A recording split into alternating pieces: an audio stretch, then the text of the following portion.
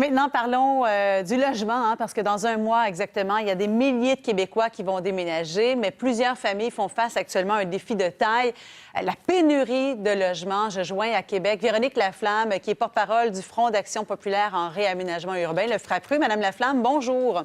Bonjour. Alors, le 1er juillet arrive à grands pas. Est-ce que vous vous inquiétez d'une crise du logement cette année? Bien, en fait, la pénurie importante de logements dans la région de Montréal, entre autres, et à Gatineau, nous inquiète énormément. Déjà à Gatineau, il y a des familles qui sont sans logis, qui sont hébergées, notamment en motel. Donc, effectivement, on est inquiète quand on voit les taux d'inoccupation si bas à Montréal, dans tous les quartiers, entre autres pour les logements familiaux. Mais malheureusement, la rareté des logements abordables de toute taille nous fait craindre pour les conséquences là, de cette pénurie-là à court terme, mais également à moyen terme. Vous avez dit, Madame Laflamme, qu'il y a des familles à Gatineau et à Montréal qui sont hébergées dans des motels?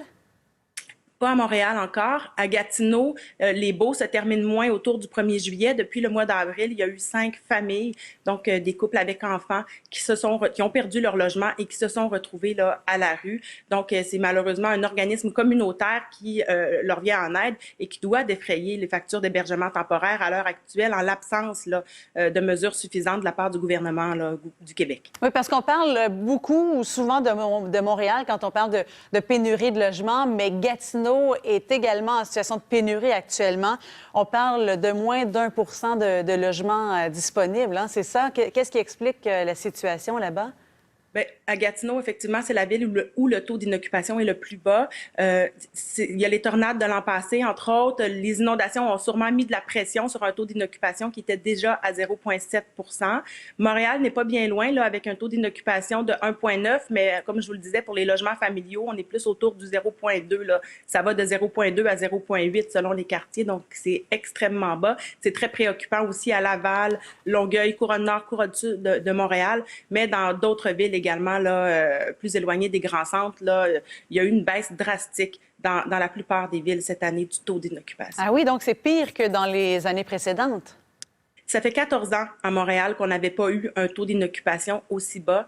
Et comme je vous le disais, là, la baisse dans la plupart des villes là, a entraîné une baisse sous le seuil du 3 % du taux général d'occupation au Québec. Donc, ça fait très longtemps également là, qu'on n'était pas dans une situation si préoccupante. Et c'est pour ça qu'on réclame des mesures à court terme pour aider les gens, mais aussi des gestes forts politiquement pour atténuer cette crise-là puis éviter qu'on se retrouve dans une situation comme celle qu'on a connue au début des années 2000 où on avait des gens qui étaient à la rue carrément par dizaines.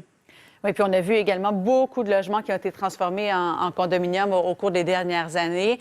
C'est vraiment pas le même prix mensuellement, on en conviendra. Qu'est-ce qui peut être fait? Vous dites qu'il faut des gestes forts pour améliorer la situation. Alors, qu'est-ce que vous demandez au gouvernement? Oui. Bien, d'abord, il faut mieux protéger le parc de logements locatifs. On parle beaucoup d'Airbnb. C'est une réalité à Montréal, mais également dans des petites villes où il y a un attrait touristique.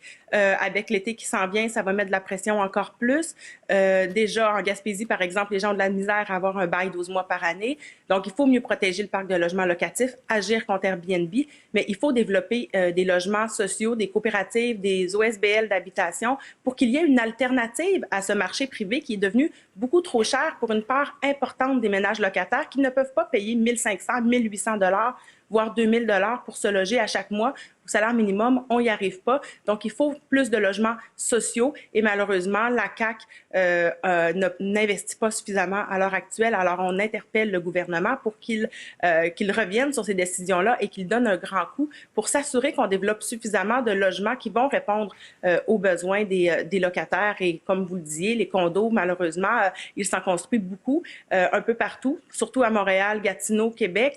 Mais malheureusement, on le voit, il y a des familles à l'heure actuelle qui ont un revenu qui est insuffisant pour se payer les rares logements disponibles. Alors, il faut agir maintenant pour éviter là, que la situation ne se propage. Oui, puis ça va passer vite. Il reste 4 semaines avant la fin officielle de milliers de baux au Québec. Véronique Laflamme, merci d'avoir été avec nous ce matin.